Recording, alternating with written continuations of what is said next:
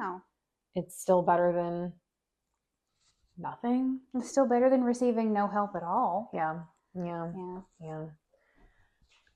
All right, kids. Whoa. You know, that was actually pretty good. Yeah, that would mean no one slapped, no one hissed, no one freaked out. Everything's cool. Oh, hi. Nova says, I know that you put on my heated bed for me, but I'm going to be here instead. It says there is a heated bed somewhere within the house, but I just kind of want to be involved. Trixie, what if you take this toy instead? Come here. Here you go. There you go. Sit and chew on that. Good girl. Yeah, just relax. Just chill out.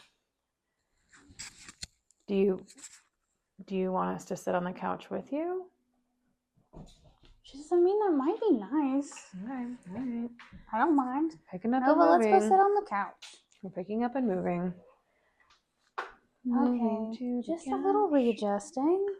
All right, everybody. Come on, friends. Let's go sit. All these good babies.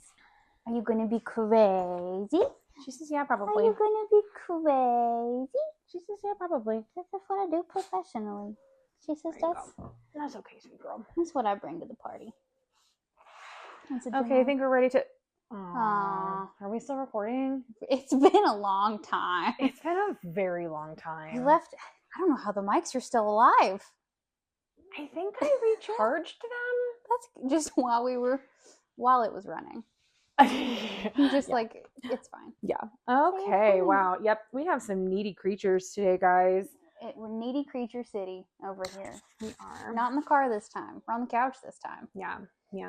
A nice cozy couch sessions. Coachy sessions. Coachy sessions. Coachy cows sessions. There you go. Hi. Please leave him alone. Get out of his butt. Leave him alone. He is a little old man. You can come sit here and chew on this toy. Or you can sit next to me. Oh, she says, I just want to hold hands. She doesn't, though. Hi, everyone. Hi. Welcome back to Are We Still Recording? A podcast about a podcast. I'm Lyndsey. And I'm Jordyn. And it's spicy out here. It's been a bit. It's been a bit since the thing that we're recording about. It's been a bit since we recorded. As of, well, you guys will know, but there's been, well, we'll get to that. How are you? I'm making it. I'm doing good. Yeah. I'm at peace with the situation that we are currently in. How are you? I'm good. I hope that you guys can't hear my dog chewing on her toy, but this is, in fact, the quieter option. It is. So I'm this hoping... one doesn't have a squeaker. No, I'm going to move my microphone to the other side and see if that... Oh, no. Now I'm never going to be able to tell if it's recording. Hi, guys. I'm trying to move it as far away from her as I can. Yeah. Because she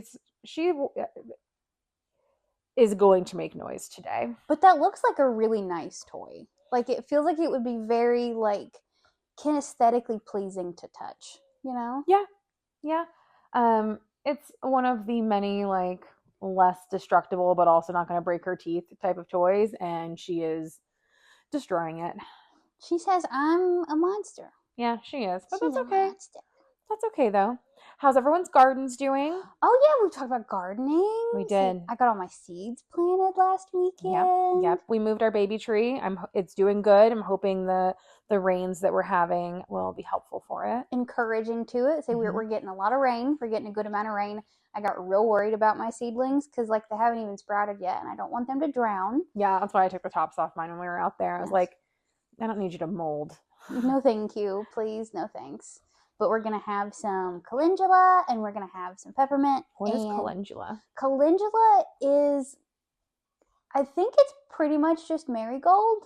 Like, it's a type of marigold. Okay. But it can be brewed into, like, very soothing teas. Okay. And you can also turn it into, like, salves for your skin. So if you mix it with, like, tallow or shea butter or whatever kind of, like, a thing that you would rub on your skin, it's good for, like, burns and itches and dry skins as well. So, like, nice to have around the house. Fun fact, Phoebe just kind of, like, is me. Like, Phoebe came from my deep desire to have a garden and have my own herbs to make teas with. And now 2 years into playing Phoebe, I'm finally seeing that dream come to fruition. Perfect. Yeah. Perfect. We'll have some chamomile. And then, I didn't know this, but echinacea apparently takes 2 years to grow and harvest. Yeah, that's something we learned. Yeah. It's still recording. Okay, great. Just checking. Okay, we have recording. to make sure. Say we're not doing that again. Hi, girl. We're gonna try not to. And welcome to the couch. Welcome to the couch, tiny dog. And so, as you guys have seen, we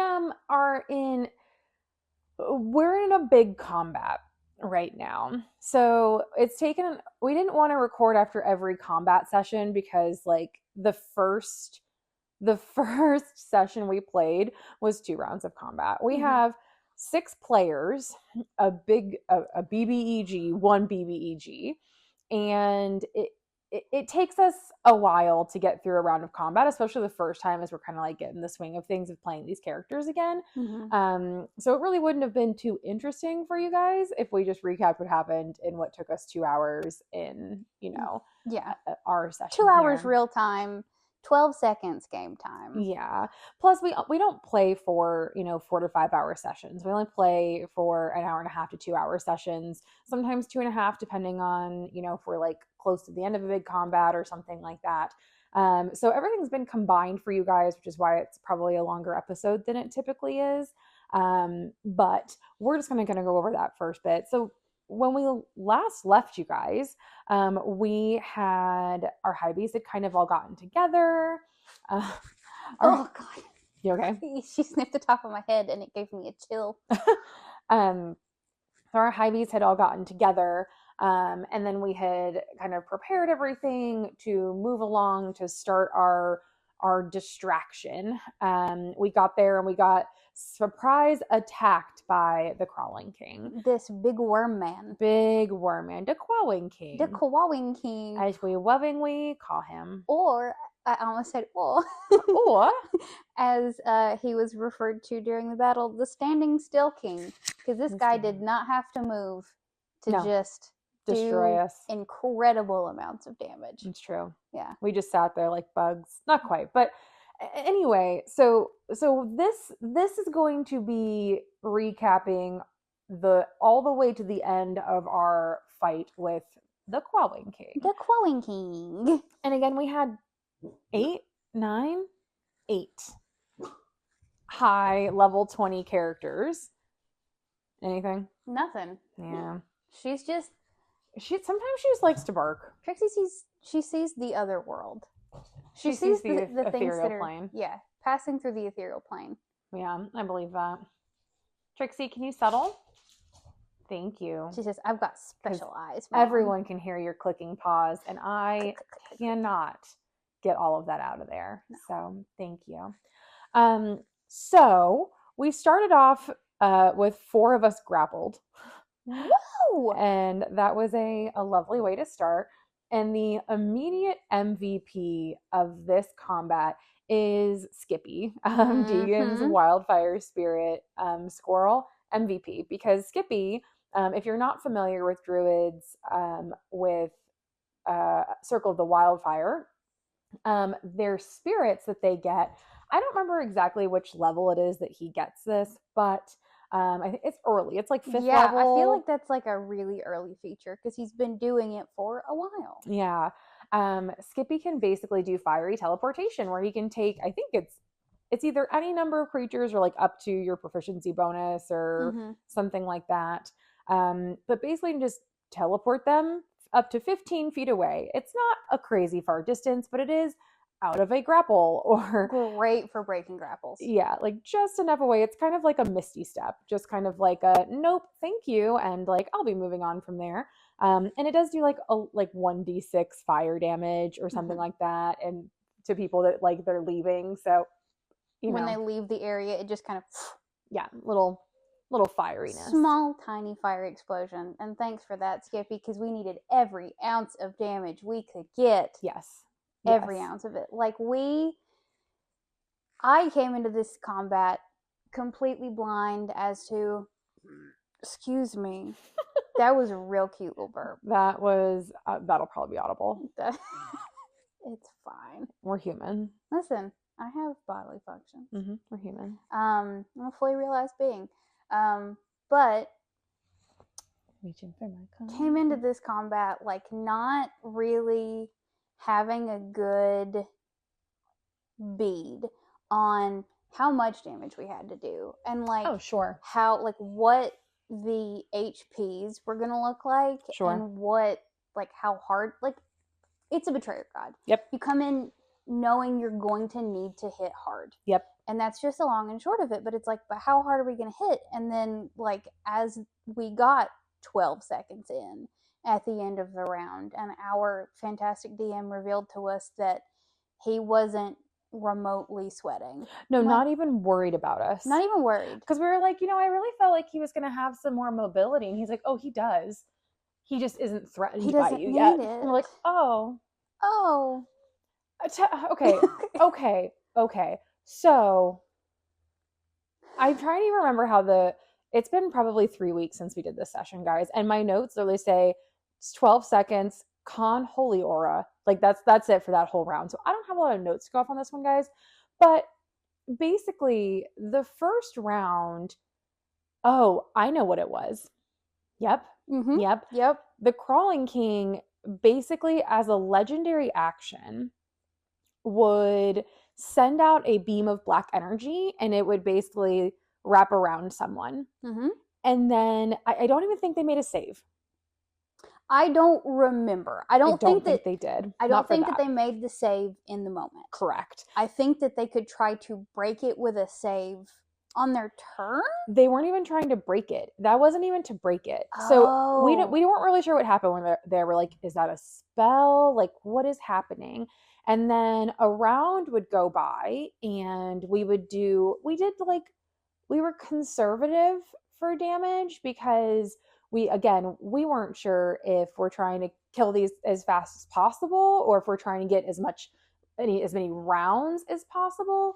We weren't really sure what the best approach was going to be. So we kind of started out moderate, feeling things out a little bit. Mm-hmm. And at the end of the round, I think it was at the end of the round, the person who had been tethered, because that's what it ended up being, whoever had been tethered had to make an intelligence saving throw. Mm-hmm. Everyone's favorite, right? Unless you're a wizard. Who's good at that? Like finger guns. Like there's just, we just have like no idea on that. So in their intelligence saving throw, if they succeeded, they took half the amount of damage that the Crawling King had taken. That's what I'm thinking of. Or if they failed, they took the entire amount of damage that the Crawling King had taken. Mm-hmm. Now, if you guys remember, we were super stoked because we have 2 level 20 druids that can just go ahead. Oh yeah, Trixie says this is my time to shine. Now is the time. We have 2 level 20 druids, and so we were really excited because they have unlimited wild shapes. So who did it attack first? Our druid, Circle of the Moon druid, who can bonus action wild shape. Yep. But you know what he can't do? Take 200 plus damage in a round before his turn. No, nay, little bear. Nay, little bear. 400 plus points of damage in one round, because like as it stands. Stop. Leave him alone, please. He's just old. Please leave him alone. Like, you have every toy you could possibly want. Having a vantage point on Bill's character sheet for Mads. Sure. 238. Uh-huh. Air Elemental. Uh-huh.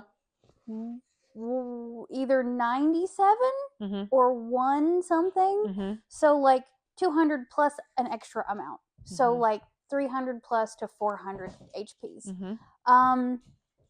That didn't matter. Nope. Not even a little bit. One round, top to bottom, completely full air elemental to unconscious Mads on the ground. Yep. Thank goodness for Death Ward. Yep. So and Relentless Endurance. Relentless Endurance. He went through both. He had to do both because the Crawling King was like, I'm gonna just keep hitting him. He gets 4 attacks in a round, not even including his legendary actions. Yeah, and like we started off just being like, okay, we can manage this. We can, because Victor, what was it? Like, cleansed him. He has his cleansing first. Touch. Yeah. Mm-hmm, with a cleanse. Yep. So we're like, we're good. And then he's like, that's fun. I'm going to do it again. Like, he kept Tether Essence on him. Yep. But it wasn't exactly Tether Essence. Because it was. Well, it's not. It had to have been some sort of version of that.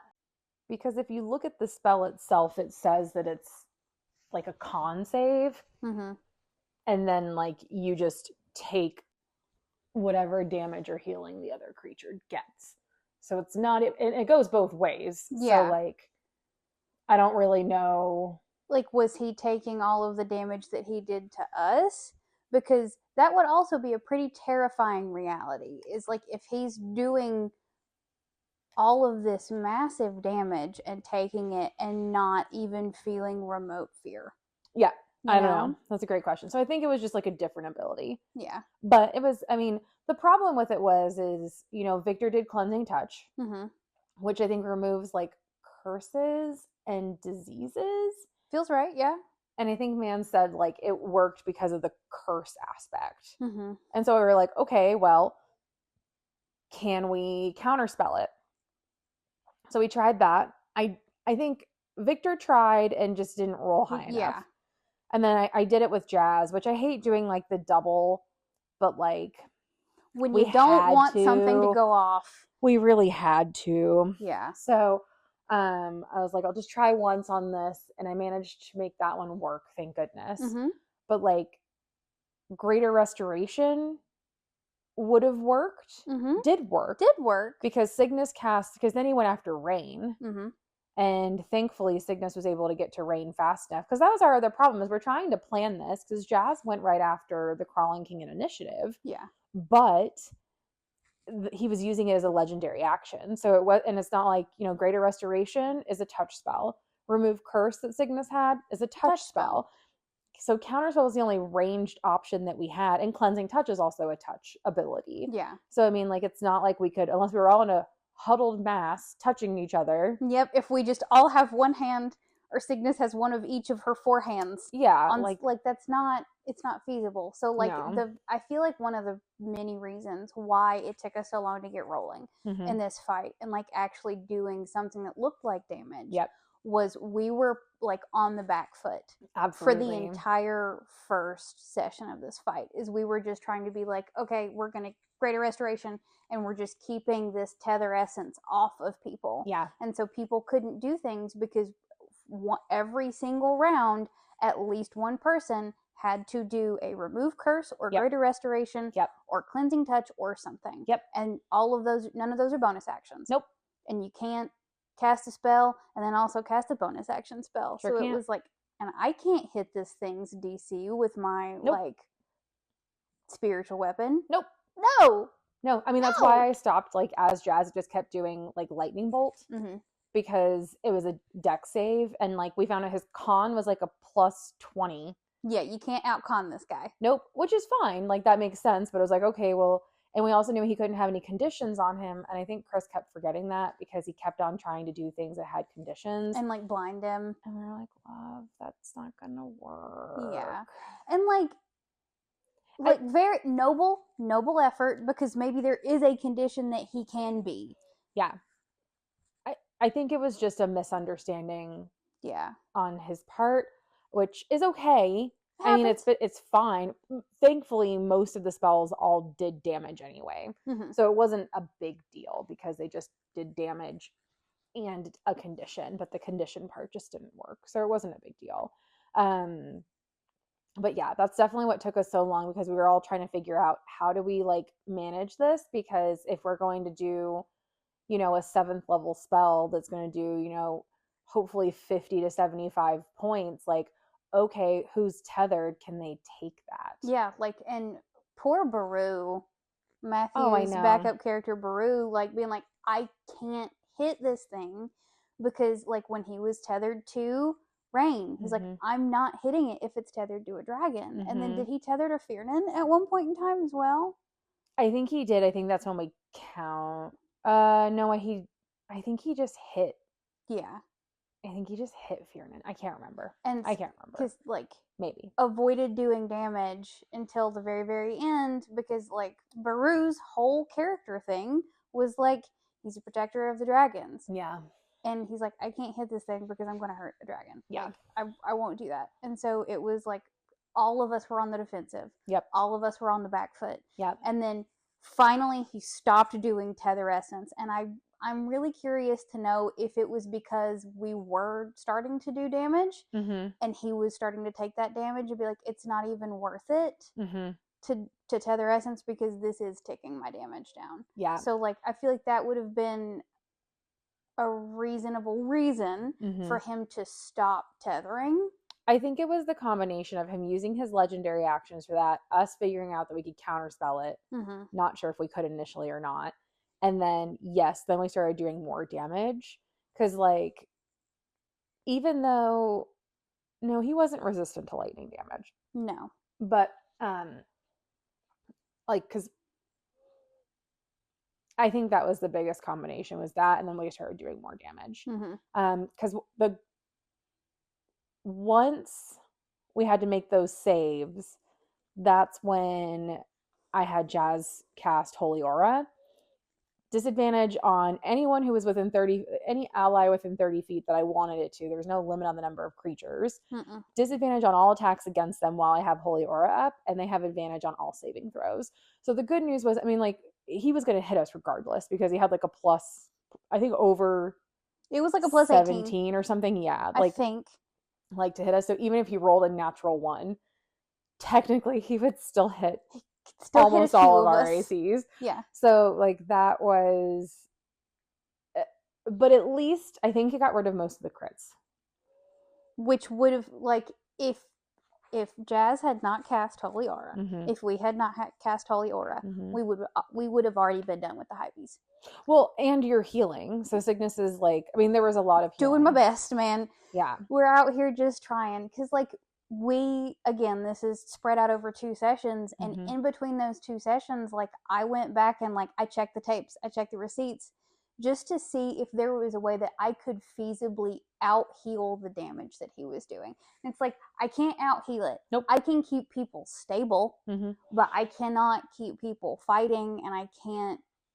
There is no way to win this fight through healing. Right. I can't out-heal this guy. No. But, like, we kept it on lock for as long as we needed to. Yeah. So Fiernan went down first. No, well, Mads went down first. And then we fixed him. Then he got some heals. And then Fiernan went down, but went into Eldaron's necklace because he's got Raven Slumber, which I believe holds an unconscious creature, and it either stabilizes them or brings them to 1 hit point.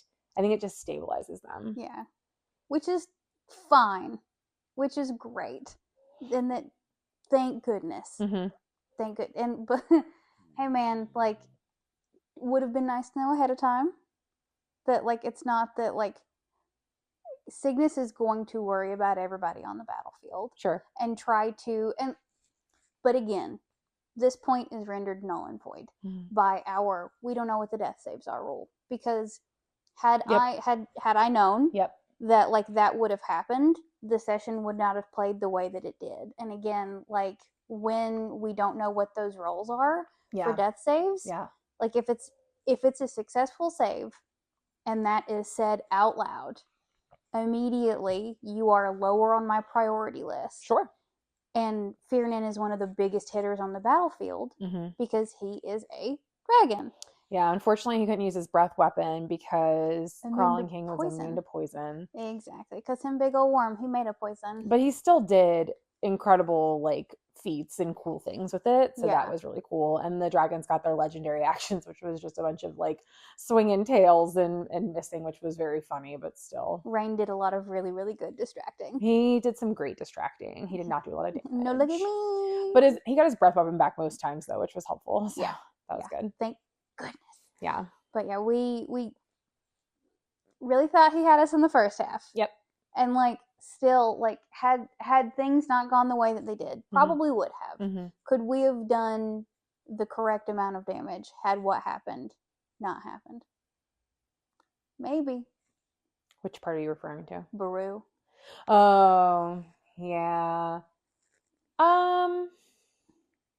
Eventually. It would have taken us some time and probably a couple more outies, but yeah, it was, the second session felt really good. because everyone was able to kind of start off, and like Cygnus got to cast Conjure Celestial, which is a higher level spell, and it's a pillar of holy fire. So like I got to start doing bigger cleric things, trying to heal people, because you can either bathe someone in a healing holy fire light or a damaging one. That is the most damage I've ever done. So that that's awesome. That felt good and cool and how much exciting. was it? Do you remember? I don't remember exactly how much it was, but it was a D12 roll, and I didn't roll below, like, I want to say a 6 on any of the D12s. Like, none of them were low numbers, and I got, like, it was between, like, 9 and 11, or 8 and 11 for all of them. Wow. So it was a good amount of damage and then a good amount of healing. Good. It felt good. It was great. I just, like, I felt bad after the fact because Baru had specifically, like, gotten close to Cygnus so I could heal everyone, and then Fearnan took all that damage. I was like, I'll get to you in a minute, buddy. Like, I've got to, but Baru still got that healing because he ran through the beam. Yep. That's one of the stressful things about clericking. You cannot plan for who is going to need it the most. Nope. And you can try. Yep. You can try. It's all right. You gotta have strong will, high constitution to be a cleric. No problem. No problem. But all that happened, and then by doing all of these very large beam spells and doing healing, Cygnus was then made a target for the Crawling King, and took almost all of the damage that I could physically take in one round, but thank goodness for the warding bond. So Victor took a large portion of that damage. Yeah. But I ended that fight with 8 HPs. Nice. So. Nice. Felt great. Yeah. Yeah, I was fortunate because Jazz is a spell sniper, so I pretty much just stepped back, and I was concentrating on Holy Aura, so I wanted to make sure that I could keep that up, because I was like, doesn't matter how good your con save is, if you take 100 points of damage, the DC is 50. There is no way, unless they're like, cool, roll a second D20. Yeah. And like, add the two together. Like, that's it. Like, that'd be the only way to do it. Those are your only options. Yeah. Which would be an interesting thing to play with, but also. Yeah. So, I mean, it was good. So, I mean, I think overall, it took us 30 seconds of game time to kill the Crawling King, which is pretty impressive. Buck wild. Yeah. But, well, I guess the major kind of part there, I mean, there were a lot of really cool moments that everyone had. Oh, yeah. The Rangers did Swift Quiver and had a ton of really good damage. Oh, my God. A bunch of good rolls, a bunch of interesting things that they were able to do. There was all of the passive healing and things that you had done were huge. And then, I mean, a lot of it was really damage control. Victor had to do a lot of damage control. He got to hit a few times, but didn't get to hit a bunch because he was mostly trying to do like cleansing touch and those things, and those are all actions. So he spent most of his time doing that. I feel like Mads got a couple good hits in once he became an Earth Elemental. Yeah. So that was in like it's really cool to have like max level rangers in the party. Yeah. Like, that's so fun to like it. I know consciously that we are playing D&D, but there's something about like a ranger that is so quintessentially like Dungeons and Dragons that it reminds me that we're playing D&D. I don't know what I'm trying to say here, but it's just like you never get to see a ranger do cool shit, and then they do, and you're like, that's D&D, baby. Yeah. We're here. Shoot that god with a bow. Yeah. Do it. And it's like, even it was like, does a 29 hit? Yeah, I think a 29 does hit. Even though his AC was like 26 or 25 or something like that. They're all 25 plus. Yeah. Which is fine. It's a god. We can do it. So, yeah, that's why I did all dex saves. Because we found out, like, obviously his con was good. His strength was good. His dex was bad. And his intelligence or wisdom, or intelligence and wisdom were his bad? charisma was bad. I thought his charisma was going to be good because I thought from critical role, the laughing hand. Oh, yeah. Had a very high charisma. Mm-hmm. And I specifically remember Matt saying charisma isn't just all about looks and being likable. It's like a force of like your presence. Mm-hmm. And like that's why it had a high charisma. And so I figured since the laughing hand was the champion of the crawling king, that maybe he would have a high charisma too. I don't think a single enemy in any D&D thing that I have watched or perceived has really like needled into that like part of my brain the way that the crawling king, or not crawling king, but the laughing hand did and has. Yeah. Like I think of the mini and I'm like, yeah, stop. Oh, and that's the other thing that we didn't, sorry, my brain just remembered that of all the things that the crawling king did, his main attacks, he had like, I don't remember what the other weapon was. He had a scythe. The psychic or a scythe, sickle. psychic sickle, and flame sword. Yeah. It was like a flame. It did fire damage because we were like, yes, do more fire damage because a lot of us have like a buffer against that. Have resistance to fire damage, and he was like, forget this resistance flame sword. to fire damage. Psychic damage forever. Yeah, and then he just kept hitting us with that. And we were like, this sucks. None of us have resistance to psychic damage. None of us can do shit against this. Yeah, that was really challenging. Yeah. But I think his range was only like 15 feet. So being, 60 feet back or 30 feet back, however far I was A-okay. Yeah. And obviously impossible to grapple. Yeah, I mean. Impossible to grapple. Because like Fiernan tried to like lock one of his hands against his body. He's got too many hands. Mm-hmm. He had so many hands. Have we described the Crawling King? I don't think so. So, big worm, gross hair, lots of arms, many mouths, lots of eyes. Does he have like a body besides a worm body? I just imagine so from SpongeBob, like the big worm, like the big worm, and it's just a big worm with like hands and mouths everywhere. The Alaskan bullworm. That's it. That's the one. But then like it's like with hair on it. I'm like, is it wearing like a wig? It's like a wig. Because I don't imagine it's got like, it's not like a centaur where it's got a human body and centaur. A worm. Were you? Yeah. That's not what I was picturing. The picture for the mini was kind of like it was a worm, but it had like a normal-ish man torso. But it was too many arms coming off of the man torso. Yeah, I was uncomfortable for sure. I didn't like any of the pictures of it. No, I'll take some of that art and put the pictures up here on this so you guys can see it up close and personal because it was creepy and it was weird. Yeah, he not a fun guy to fight. Very and like it was a fun fight. It was a super fun fight, but I can imagine that in real life coming up against a 15-foot tall worm with many arms and mouths. Well, he was only 15 feet tall because that's the part of the body that was sticking out of the ground. He was huge. Because we were hoping because that was the challenging part, right?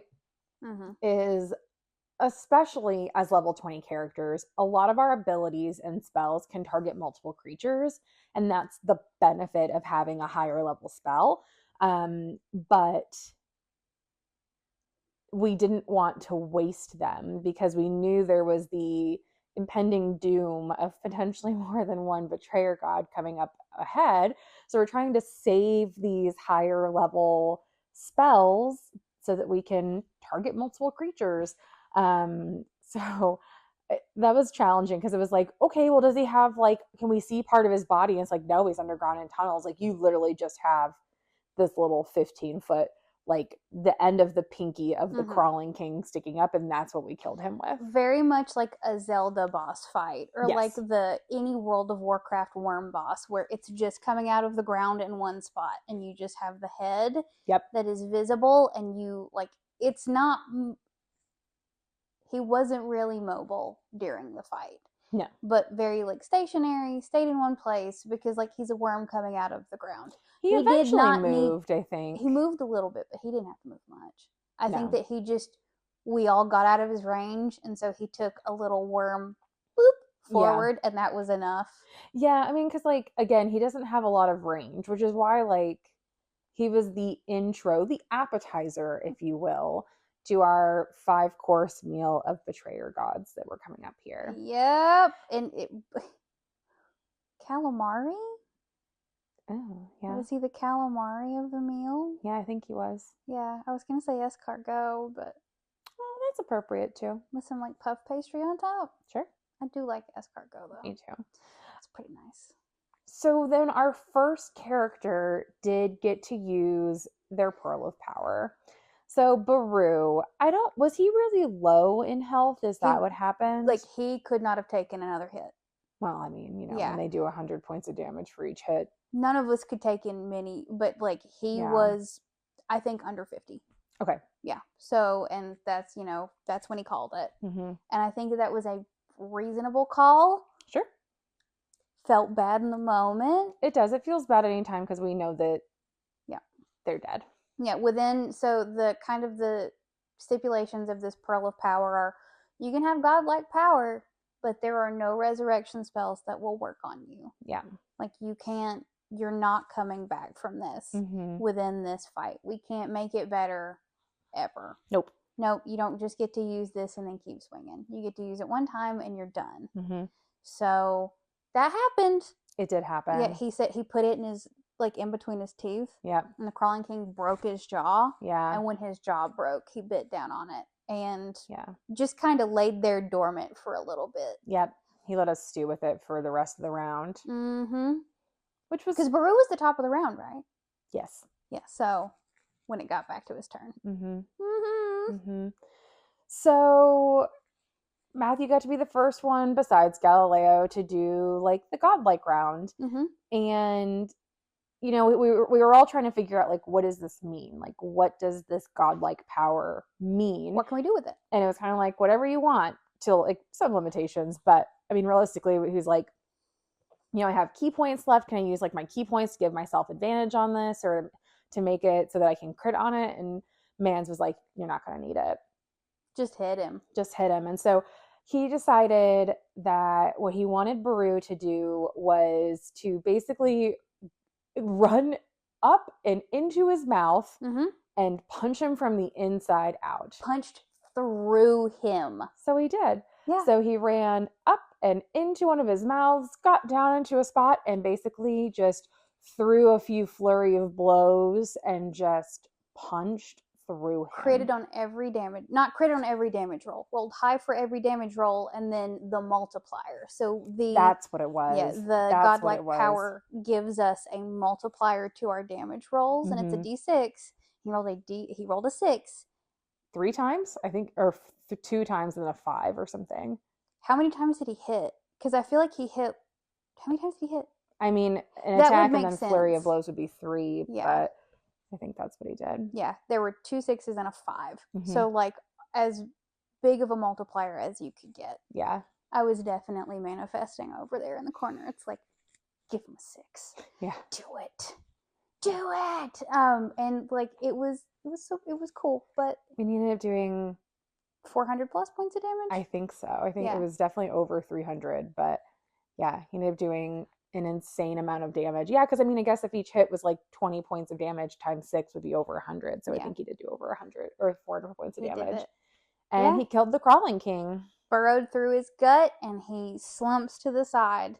And as Baru crawls out, that's right. He like crawls out of him and you can see him kind of like tucking in on himself. And he became a little chromatic dragon egg. Multicolored. Yeah, and what is it? I keep forgetting that chromatic means something different in D&D as opposed to like chromatic being all of the colors. Chromatic is just a color. Yeah. Multicolored chromatic and metallic dragon egg. So he's all of the things. Yeah. So maybe one day we get a little, like a baby Tiamat, but nice. Maybe. That'd be cool. What if the SOB creates like the nicest unified dragon? The anti-Tiamat? Anti-Tiamat. Just like a nice guy. But it's all the metallics too. It is the culmination of the dragon story. It's Baru. That's pretty cute. It'd be real cute. I wouldn't want it to have multiple heads though. I'd want it to just be one dragon that has like all the colors. All the colors. Ooh, would it be like Sorry, holographic? So, how holographic? So, how when it yeah. catches the light, it's a flash of all the colors, and Yeah. then it's not a metallic or a chromatic, it's holographic. Mm-hmm. That would be cool. I like that a lot. But anyway, so that's what happened. Yep. We defeated the Crawling King. We have defeated a single betrayer god. And it took us 30 seconds and 2 sessions. 30 seconds, 2 sessions, a lot of HPs, a lot of mental bandwidth. It was something. It was something. And so we are halfway through the next fight, and we're going to hopefully finish it tonight. And so we'll have to see what we can really do here, but we will give you guys a rundown afterwards. I'm trying to think, like, it's hard because we did this the week after, so like we can't like say what we think's going to happen because we already know what's happening. We know what's going to happen. I will say in the moment what I thought was going to happen. Okay, I like that. Did happen. Oh, okay. So like what I hoped would have happened. He did during the first half of the Crawling King fight, because at one point the Crawling King said, "I'm not the only one who uses these tunnels." Mm-hmm. And so that was kind of the last little bit that we got, and we're like, ooh, like, are we gonna get like Zahir and get the snake god using the same little tunnel system as the Crawling King worm? Are we going to see Lolth, because Lolth was, Greymore's like big bad tether? So are we going to see that and have that? Or is Lolth going to be inside for Greymore to, we'll see. Like, are we going to have Asmodeus, considering he has that tie with Sylvie, or is he also going to be inside? Not that our C3 characters can fight a betrayer god, but you know what? Those poor sweet summer children. But maybe they can. Who knows? Maybe if we do something like really cool, like drop something on something. I mean, they have the same blue pearls of power, so they could. They could. I don't want to.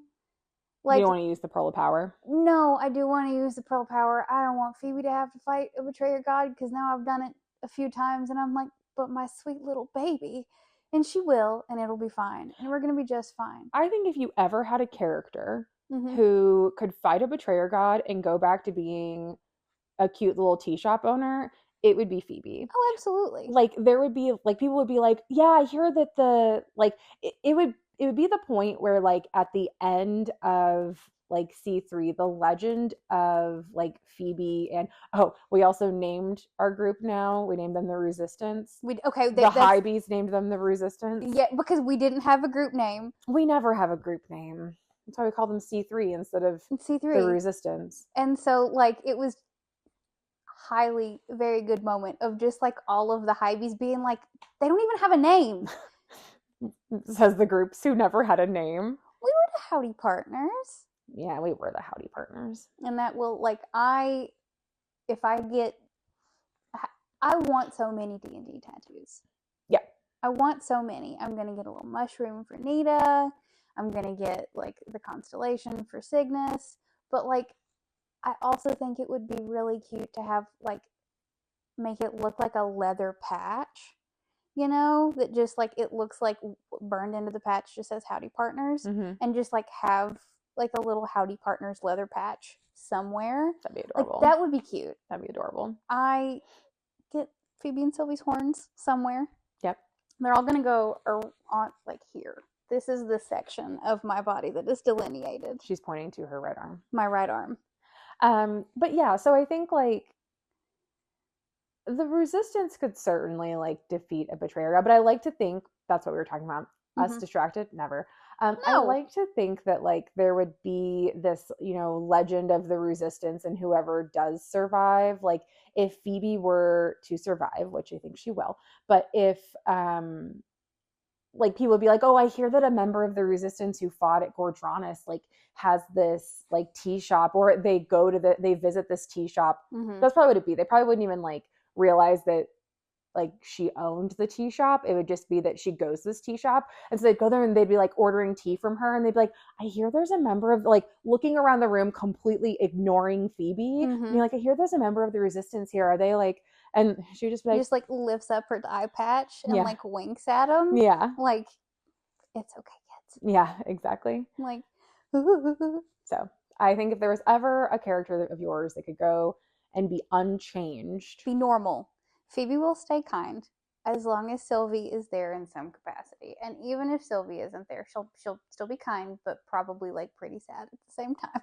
yeah, that's okay. You gotta have, you can't have one without the other. No. So I wonder how much time we bought them. So if this is spoilers, we can cut it out. So earmuffs, everybody. This is the last one with the highbies. Mans has stated it. This is the last one. Yep. So we have taken it all, like, this feels like max time. Whatever max time could have been is where we're at. That's great. So theoretically speaking, we have bought them the maximum amount of time that we could. So we just have to hit hard tonight. At this point, drive it like you stole it, baby. So stoked. I'm ready. I'm ready for it. I'm ready. I've handled everything that I need to emotionally. Yep. And we can just move forward, because I genuinely miss the Resistance. I genuinely miss Phoebe, and I miss Sylvie, and I miss our C3 characters a lot. Me too. Like, not saying, do not misconstrue me, that I'm not having a good time with the highbies. Oh my God, I'm loving it. I love it. I was listening to our podcast the other day, because I do that sometimes. I just leave it on. I leave it playing in the background in our bedroom most of the time at night. I just fucking Nova miss likes to hear our voices. Yeah.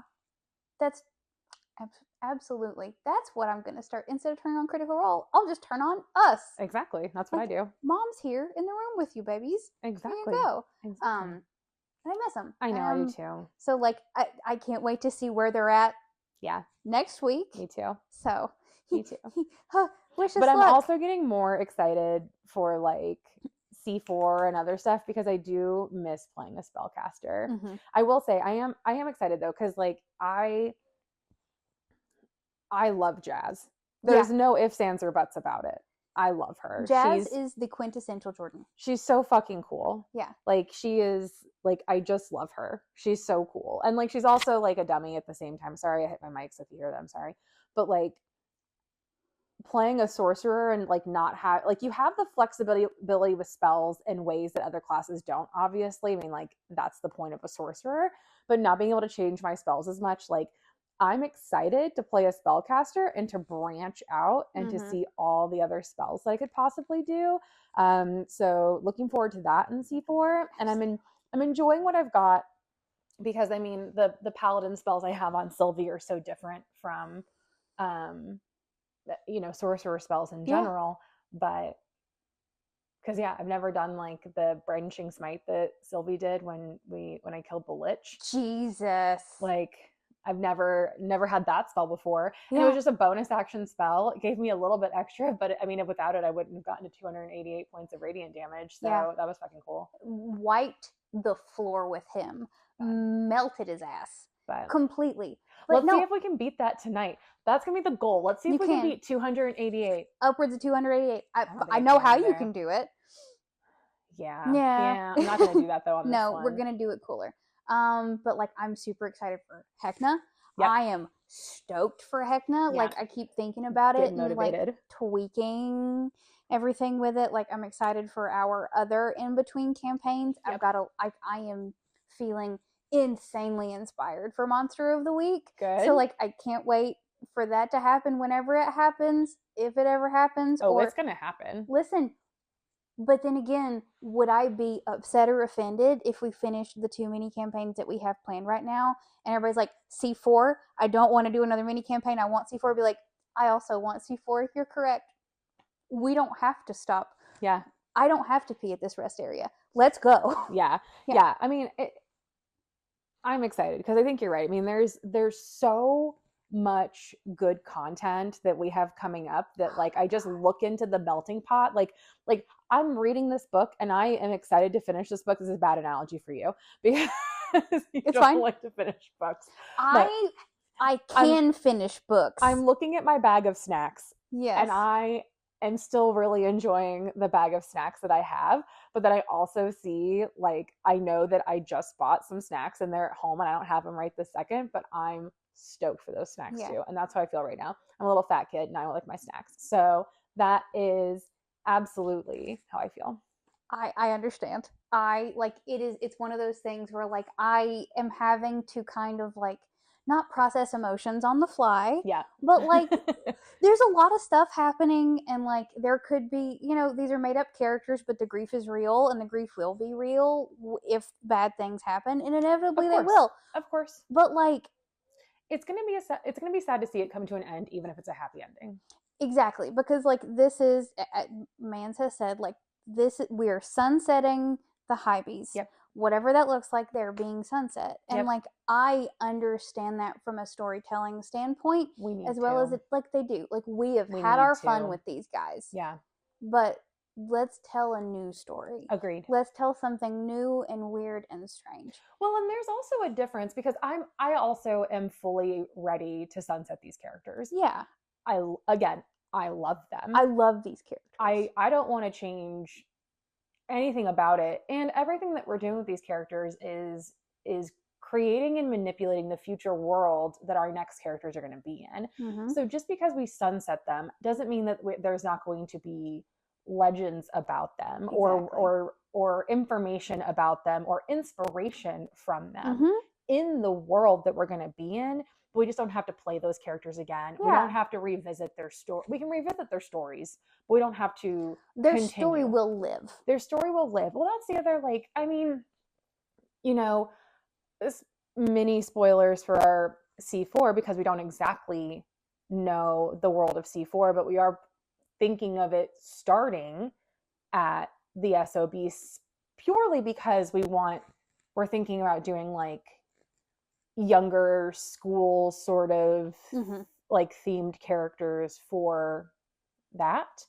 And the SOB is an orphanage and has a school for orphans. So we will have some inspiration from that, but mm-hmm. I don't think we'll be there long unless we're doing, which we don't know. We don't know. You guys know as much as we do now, and like it's true. The Twilight's Accord will not stop. No, it's just because like the Twilight's Accord and the SOB do not end because like our characters have found their ending. No, 100%. Well, and that's why, like, even when we were discussing like which characters do we bring to this big fight, and mm-hmm. it's like, well, what's going to happen if Victor and Cygnus die, or if Eldaron, Jazz mm-hmm. is already dead, but if like Eldaron dies, and I was like, the SOB does not end because Eldaron died. No. The SOB is a way of thinking. It's an idea. Mm-hmm. It's a new way of life. It's a safe haven for dragonborns, dragons, orphans of any type, anyone who has that same belief mm-hmm. that this does not need to be a world of hate, that this needs to be a world of inclusion and love and getting along. Mm-hmm. And that is what the SOB is. Absolutely. And that is not going to die just because Eldaron and Jazz are no longer there. Don't get me wrong. I very, very much want and plan to ensure that Rain and mm-hmm. We know that Jerome's going to be fine. We know that we're planning on Rain and Fiernan being fine. And we're mm-hmm. also planning on AJ being fine, and Jupiter's somewhere, but Jupiter's always welcome at the SOB, but Jupiter was an ancient dragon before we met them. Jupiter's got some weird stuff going on. Jupiter lives in space. That's how I have it headcanon at the very least. Oh, absolutely. Jupiter is definitely, she's a lunar dragon. Yeah. She lives in space. Right. She's a she, right? She's a she. Right? That's what I thought. Because I named that cat after Jupiter because she was a mom. Oh. Mama Jupiter. Yeah. That's absolutely, it is an ideal Correct. That will continue. Correct. You can't kill ideas. Nope. Not that they're going to die, but there will always be like-minded individuals. There will always be people that believe those things. Yeah. And that's something that's kind of heartening to me is the Accords message. Mm-hmm. Once they really figured out what the message was, and when I say they, I mean Bill and I. Actually kind of pinned it down. It's this is a bulwark for humanity, not excluding dragons, obviously. No, of but course. The fighting human spirit. Yeah. The fighting spirit and the will to live. Yeah. And to protect your brothers and sisters on Exandria. Yeah. And that's going to be needed. Absolutely. In the future. There will always be a need for that. Exandria needs its protectors, especially in whatever this next season is. Yep. It just does. Yep. And like the people that we leave the accord to will not stop doing those things. No, of course not. That's the whole point of the accord. Like, they're not going to do that. No. We're just, the SOB and the accord, I'm sorry, I stopped paying. Will not stop just because someone's story ends. Yeah. And like, that's okay. And that's fine. And I'm mostly just saying that to myself. But like also, and this is just me personally, as someone who is a creative writer and is in school for creative writing and stuff like that, if I do get sad, I can always just put all of us in a book. Yeah, that's true. Which I would like to do. Sure. Like, what if we just wrote this into a book and it was one of those cool chapter books where like each chapter was a different character and then I could get all y'all's insights on your characters and we could tell all the stories, but in like 4 novels. I feel like 4 would be enough. 600 pages each. By the way, did you ever see speaking of the Twilight Accord, did you ever see I want to say that Matthew sent it to us, Brendan Lee Mulligan's Paladin Oath? What? I'm Googling it right now. I mean, it is Oath of Freedom. I will never say that Brendan Lee Mulligan stole my idea, because he can have them. He can have them. Not Brendan Lee Mulligan's wife. It is hands down Oath of Liberty. Oh my. Obviously, I don't know the abilities between the two of them, but the concept is oh my gosh. Yeah. You guys didn't respond, and I'm over here like tapping my hands together like, did you guys not see this? It is exactly what you guys were doing. No. I mean, you had an idea so great that Brendan Lee Mulligan. It rippled into the aether, and did. One of the greatest DMs of all time was like, an idea. Yeah. But he made it. So congratulations. There is officially, I don't actually know how official it is, but there is now content like for you guys. Flowing garments and symbols of emancipation such as feathers and broken chains. Yeah. Here we are. Yeah. Let's go. I'm not going to cry about that yet. That's for the drive home tonight. That one's for later. Well, guys, I didn't really think we were going to manage to make this one almost an hour, but we did. We did. Thanks for sitting with us. Thanks for hanging out on the couch. Thanks for hanging out with us, guys. Thanks for listening. Is there a hole in my sock? There super duper is. Right. Your best life. Yeah. But yeah, thanks for hanging out with us. Thanks for sitting with us again. I hope you're enjoying all of this content. Yeah. I enjoy making this content. Yeah. I'm having a great time. Thank you to Trixie for being patient, considering it's not the witching hour, and she actually did fall asleep on the couch with Lyndsey petting her. So thank you. Big shout out to Bellatrix for that. Good job, Bellatrix. She just stinks. I'm pretty special. She's a pretty nice dog. She's a pretty good lady. She really likes just soothing pets. I like full stop. I was just kind of like petting her into the couch. Just like, be calm. Yeah. Please be calm. And she's down. No more calm. That's okay though. She did it. Did you, good girl? Well, thanks, guys. We will see you next week. When we sum up the other half of our highbie fight, and we'll then get to return to our beautiful resistance and figure out where we're going from there. Yep, we're gonna make it happen. Let's go, kids. All right, guys. All right, bye. Oh man. Speaking of snackies, so you know how at Publix, if you sign up for the Club Pub, you get like free ice cream or a free little bar cake for your birthday. What? Yeah, queen. Oh, okay. So you get like a free like half gallon of ice cream. And so, or like one of their bar cakes. Okay. But like Chris and I aren't big cake people, so ice cream for sure was the way to go. And so we were looking at the ice cream, and I was like looking at a few different flavors. I'm like, oh, this one sounds really good, or that one sounds really good. And he's like, yeah, but this one's limited edition, and it's like a raspberry cheesecake. It's like it's like Black Swamp raspberry cheesecake, and so it's like raspberry cheesecake ice cream with graham cracker like crumb or like crust like in it, and then like the chocolate raspberry like cups in it.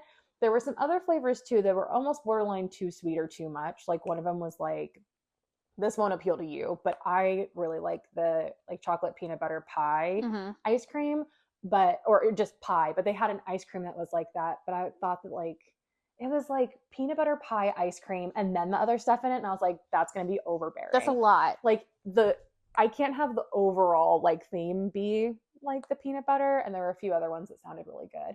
But when we went to go check out, the cashier like takes her phone out, takes a photo of it and puts her phone away because she was like, I got to come back and check that one out later. I got to go get some of that. For my birthday, because I didn't know this was a thing, I was like, I want a little pint of ice cream because I'm also an ice cream fiend. Yeah. Jenny's brand ice cream. Okay. Best ice cream brand. I will say this. I am making my statement and I will stand by it. Jenny's is the best ice cream brand because it's like a brambleberry crisp. Oh, so like it's got like fresh oat crisps. It's got blackberry and black currant like syrup in it. But like, they also have like a sweet peaches and cream and like biscuits. Oh, okay. I ate that entire tub. Like I am not a one sitting ice cream pint girly. Whole thing in one sitting. I could not stop myself. The ROI did not drop whatsoever. It just didn't. Trixie says, I'm going to eat this fruit fly. I'm going to lick this window because there's an ant on the other side. Yeah. Oh my God, are we still recording? Hey guys. You guys should go enjoy some ice cream. Hey, go have some ice cream. That's what I'm probably going to do, actually. Yep. All right. Okay, bye.